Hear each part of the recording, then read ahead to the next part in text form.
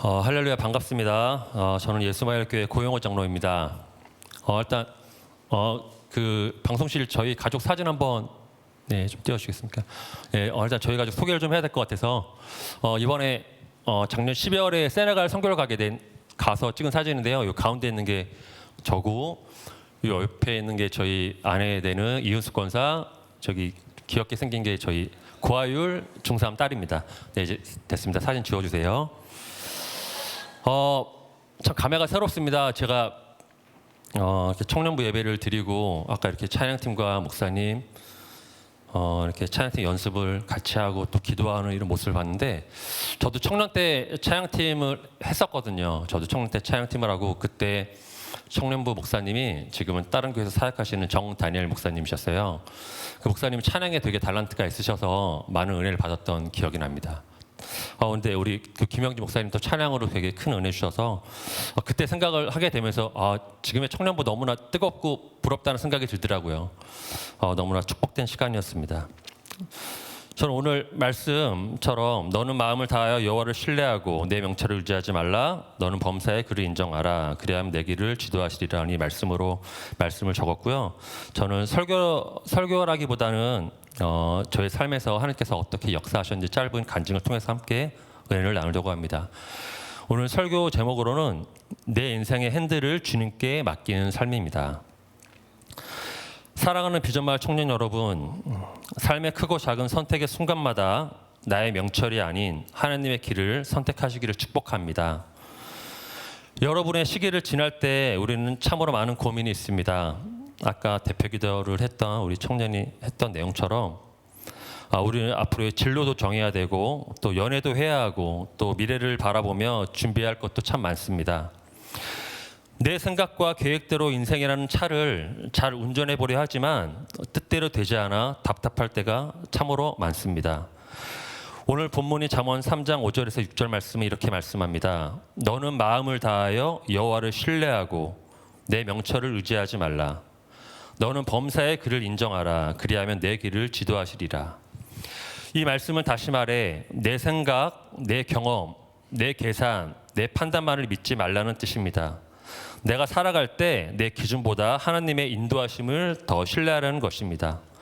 마음을 다해 주님을 섬기며 하나님이 인정하는 삶이 얼마나 큰 축복인지 제 삶 속에 역사하신 하나님의 은혜를 시간 짧게 나누겠습니다. 첫 번째 간증입니다. 만남의 축복을 통해 회복된 믿음입니다. 저는 어릴 때부터 할아버지 할머니를 따라서 이 예수마을교회 저희 구 성전일 때부터 예배에 나왔습니다. 그래서 자연스럽게 예배를 드리고 친구들과 어울리고 이렇게, 그때는 믿음이 잘 뭔지는 몰랐지만 그냥 의뢰껏 친구들이 좋아서 이렇게 주일마다 예배 오고 했습니다. 그러다가 고등학교 딱 올라가면서 친구들을 잘 만나야 되는데 친구들이 이제 저는 그 공고를 나왔거든요. 저는 공고를 나와서 친구들이랑 좀 그때 친구들이 이제 고등학교 1학년 1, 2학년 되면서 이제 항상 끝나면 이제 당구장에 가는 게 습관이었어요. 이제 학교 끝나고 이제 내려오는 길에 그 떡라면집이 있어요. 그럼 1차로 떡라면집에 다 모여서 배를 채웁니다. 배를 채우고 이제 기본적으로 당구장 가서 당구를 치면서 이제 인생을 즐겁게 노는 거예요. 너무나 즐겁고 재밌고 이제 마지막으로 노래방을 가는 것이 이제 코스였습니다. 노래방 가서 또 서로의 또 고음을 자랑하기 위해서 마이크를 서로 주지 않고 이랬던 시간을 보내면서 점점 이 예배 생활보다 이렇게 세상에 이렇게 한 장 한 장 이렇게 빠져드는 저의 모습을 보게 되는데 너무나 이게 싫지 않은 거예요. 너무나 즐거운 거예요. 이 세상에 노는 것들이. 근데 그 친구들은 믿음이 없는 친구들이라서 특별히 주일날에 정말 많은 스케줄을 잡아요. 주일날에 정말 재밌는 것들을 많이 잡아서 일정을 잡다 보니까 예배에도 좀 수월하게 되고, 뭐 한 달에 한 번 빠지던 예배가 한 달에 2번 빠지게 되고, 어느 순간 한 달에 한 번 예배를 가게 되는 거예요. 주일 예배를. 그러던 찰나에 너무나 이렇게 좀 많이 힘들고 좀 그랬던 찰나에 저희 교회에 그 신방 전도사님으로 계셨던 분이 어떻게 저를 이렇게 뭐 지목하셨는지 모르겠지만 저를 위해서 매주마다 집으로 신방을 오시게 됩니다. 당시 저의 집은 지금의 황학동의 롯데캐슬이라는 청계천 그 3일 아파트라는 곳인데 7층 건물에 제가 7층에 살았어요. 그리고 8층 옥상인데 그때 당시 한 40년 전에 아파트니까 엘리베이터가 없었어요. 근데 그때 당시 그 전도사님이 한 50대 정도 되었을 것 같아요. 제가 이제 뭐 한 16, 17살 때. 근데 7층까지 그 계단을 오르기가 쉽지 않거든요. 저도 학교 갔다 집에 올라갈 때는 한번 올라갔지만 할머님이 심부름 시켜서 뭐 콩나물 사오러 가면 짜증을 냈던 적이 있어요. 너무나 계단을 올라갔다 하는 게 힘든데. 근데 그 길을 그 전도사님께서 매주마다 일주일에 한 번씩 꼬박꼬박 오셨는데 한 달도 아니고 6개월도 아니고 1년 정도를 오셨던 것 같아요. 1년 정도 오셔서 저를 위해서 기도해 주시고 정말 사랑으로 품어주시고 하는데 사람이니까 매주마다 올 때마다 너무 부담스러운 거예요. 그래서 형호 형제 뭐 다음 주에 이번 주에 얼굴 볼 수 있을까요? 이렇게 얘기하시는데 꼭 네 이번에 가겠습니다 한 지가 1년이 됐는데 이제 더 이상은 미룰 수가 없는 거예요. 염치가 있으니까. 그래서 고3 때 이제 다시금 그 전도사님의 그런 사랑을 통해서 예배의 자리에 나오게 됐고 그 덕분에 고3 때 다시 믿음을 회복하게 되었고 고3 그해 성탄절날 제가 세례를 받게 됩니다. 제가 세례를 받으면서 다시 그런 하느님의 믿음을 좀 회복했던 것 같아요.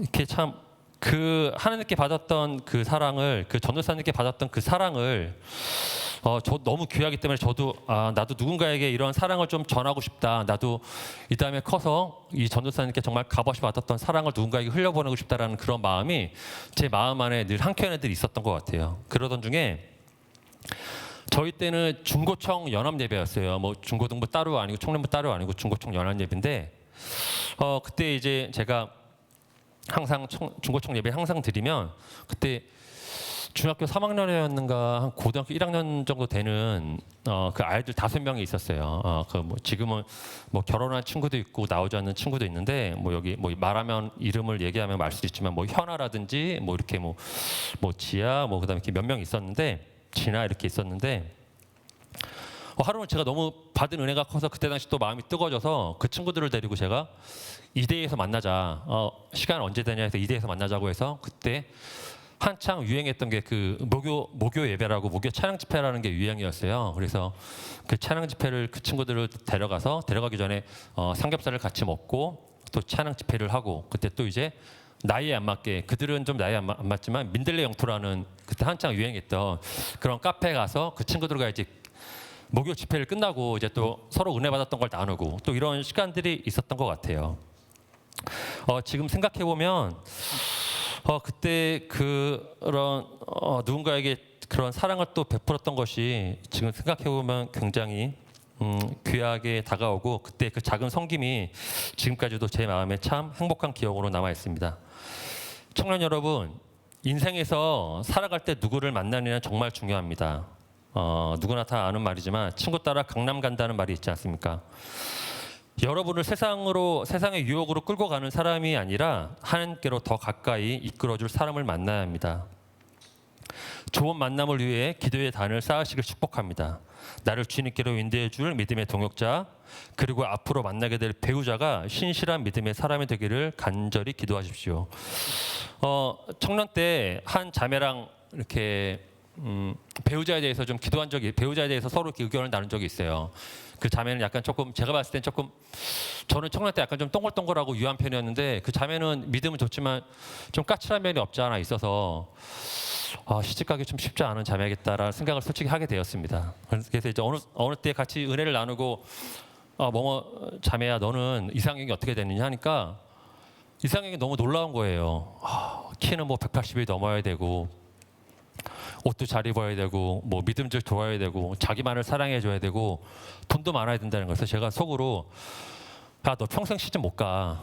너 하나님이어도 너의 이상형은 안 돼. 이렇게 속으로 제가 얘기했거든요. 근데 어느덧 이제 시집을 간다고 결혼을 한다고 이제 청첩장이 와서 결혼식을 가고 그때는 잘 몰랐는데 이번에 세네갈 갔을 때 그 남편이 같이 와서 이제 만나게 됐는데 정말 그 자매가 그 이상형을 이제 놓고 기도 제목한 거 그 이상으로 그 배우자가 더 훌륭하시더라고. 그래서 하나님은 정말 실수하지 않으시고 이렇게 정말 배우자를 놓고 기도한 거 하나하나 이상으로 더 응답해 주시는 거라는 것을 알게 되었습니다. 우리 청년 여러분, 배우자를 놓고 기도할 때 조목조목 정말 세부적인 거 하나하나까지도 다 하나님께 놓고 간절히 기도하시고요.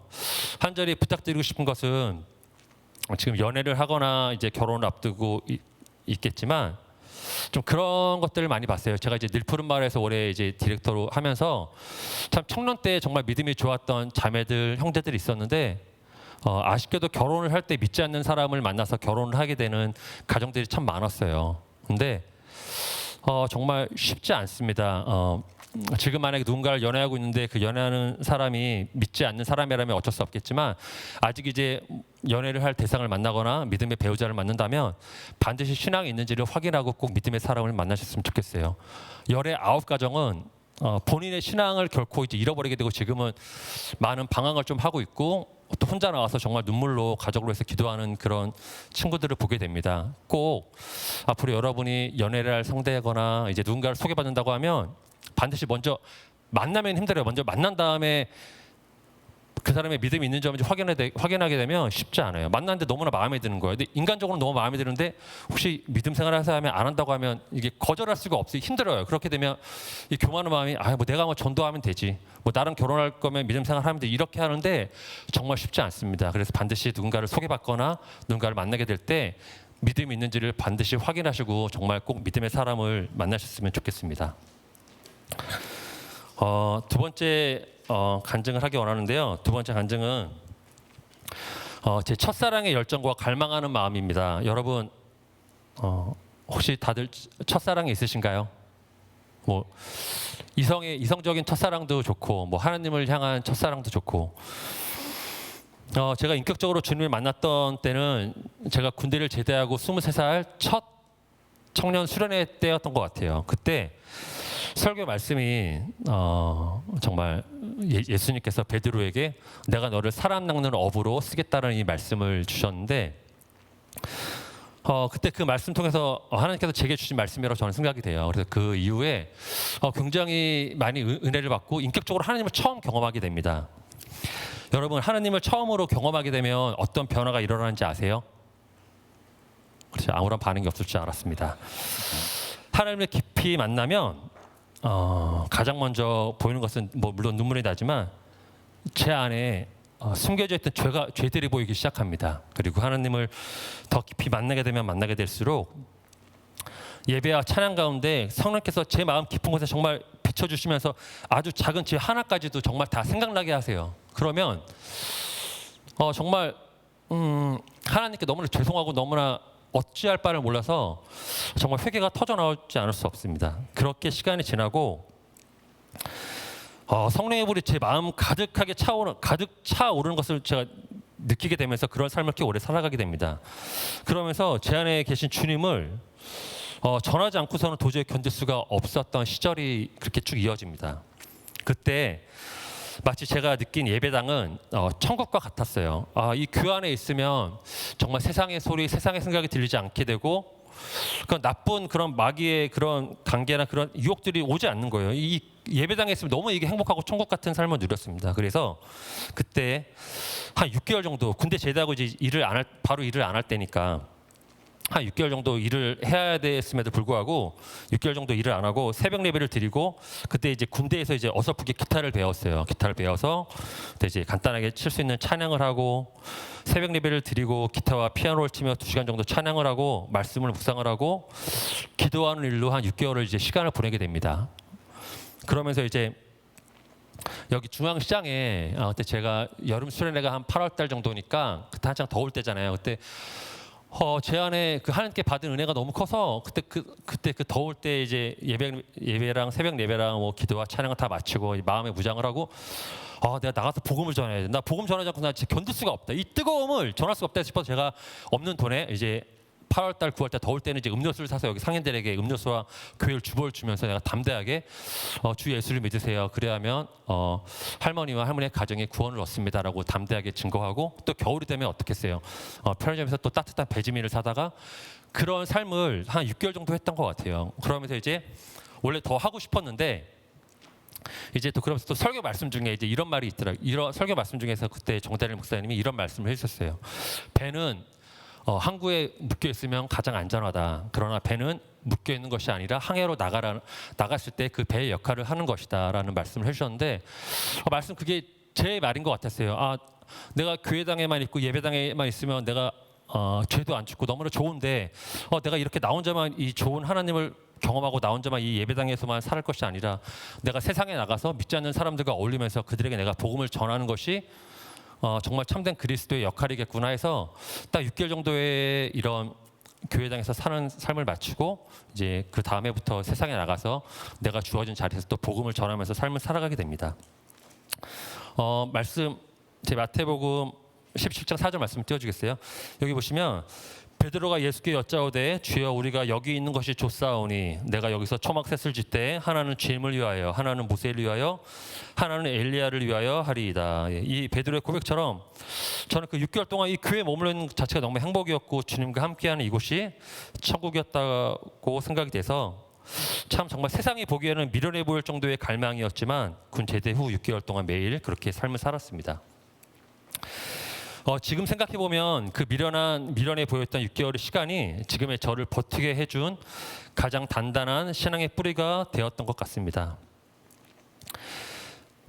사랑하는 청년 여러분, 우리가 하나님을 어떻게 만날 수 있을까요? 우리 에레미야 29장 12절 13절 말씀 좀 띄워주겠습니까? 너희가 내게 부르짖으며 와서 내게 기도하며 내가 너희들의 기도를 들을 것이요 너희가 온 마음으로 나를 구하면 나를 찾을 것이요 나를 만나리라. 사랑하는 성도 여러분, 하나님 만나기를 진심으로 힘쓰는 사람이 되기를 소망합니다. 제가 우리 지금의 아내를 만날 때 제가 일 중독에 좀 빠져서 일을 굉장히 좋아하는 사람이었어요. 또 일을 많이 하면 많이 할수록 돈을 많이 버는 일을 해서 그때 정말 새벽 6시부터 일을 해서 저녁 10시까지 11시까지 일을 하면서 좀 살아갈 때가 있었어요. 결혼 전에.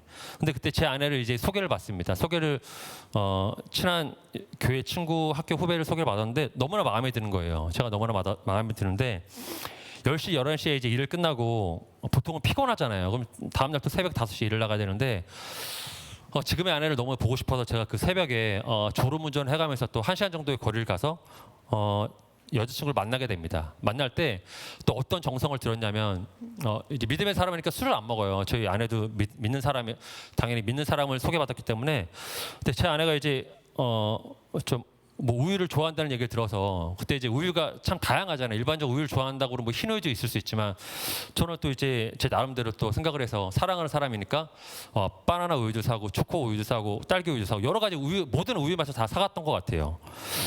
그렇게 정말 사랑하는 사람을 위해서 이렇게 시간을 썼고 정성을 쏟는데 다시 생각해 보면 우리가 하나님 만나는 일에는 우리가 얼마나 우리가 마음을 쏟는지 한번 좀 돌이켜봤으면 좋겠습니다. 정말 요즘 시대에는 너무나 바빠요. 학교 다니는 학생들은 공부하기도 바쁘고 또 일하는 사람들은 일하기도 바쁘고 또 유튜브에서 워낙 재밌는 것도 많고 여러 가지 유혹들이 많은데 우리가 할 것들을 다 하고 나서 하나님을 만나려고 하면 그때는 우린 피곤해서 자야 됩니다. 항상 하나님 만나기를 힘쓰시기를 소망하고 저는 정말 지금도 마찬가지인데요. 우리가 그 항상 11조를 하잖아요. 11조는 하나님이 우리의 주인 대신. 근데 우리가 물질의 11조를 뛰어넘어 내 영혼의 11조, 내 삶의 11조를 하나님께 드리길 소망합니다. 간단해요. 하나님께 삶의 11조는 하루 24시간이면 24시간이고 이거를 이제 분으로 나누게 되면 240분, 264분이 됩니다. 정확히. 저 같은 경우는 일의 특성도 그렇겠지만 또 운전하는 일이라 새벽에 일어나게 되면 반드시 하나님께 기도를 해요. 하나님 오늘 하루도 허락하신 하나님께 감사합니다. 그리고 마무리 기도도 하고 또 이제 운전하고 갈 때 꼭 말씀을 틀어놓고 가요. 뭐 새벽 예배 때 유튜브로 온라인이지만 영상을 틀어놓고 또 중간중간 일하다가 이어폰을 듣고 찬양을 틀어놓고 이렇게 하나님께 드리는 그 11조가 꼭 내가 하나님을 묵상하면서 기도만 하는 것이 아니라 예배를 틀어놓고 예배를 들으면서 운전하는 것도 또 찬양을 틀으면서 내가 일하는 것도 그런 모든 것들이 다 하나님과 이게 관계가 된다고 생각하고 하나님과 소통한다고 생각이 돼요. 그래서 여러분의 삶 속에 반드시 삶의 11조를 또 드릴 수 있기를 간절히 소망합니다. 여러분 그 갈망이라는 뜻이 무엇인지 아십니까? 사전을 찾아보니까 갈망은 사전적 의미로 아주 간절히 원하는 마음이라는 뜻입니다. 청년 여러분, 하나님을 간절히 갈망하십시오. 잠언 말씀처럼 내 생각과 내 명철만 붙드는 인생이 아니라 하나님을 전적으로 신뢰하고 그분을 인정하며 살아갈 때 하나님께서 여러분의 길을 가장 완벽하게 지도해 주실 것입니다. 여러분의 가장 찬란한 청춘의 때가 하나님을 깊이 만나는 때가 되기를 축복합니다. 인생의 고비마다 내 생각의 핸들을 내려놓고 주님을 온전히 신뢰하십시오. 제가 만난 하나님, 그리고 저를 붙들어 주셨던 그 전도사님의 사랑이 오늘 예배하는 여러분의 삶에도 가득하기를 예수님의 이름으로 간절히 축복합니다. 우리 찬양 한 곡하고 우리 같이 결단 기도하고 말씀을 마치겠습니다.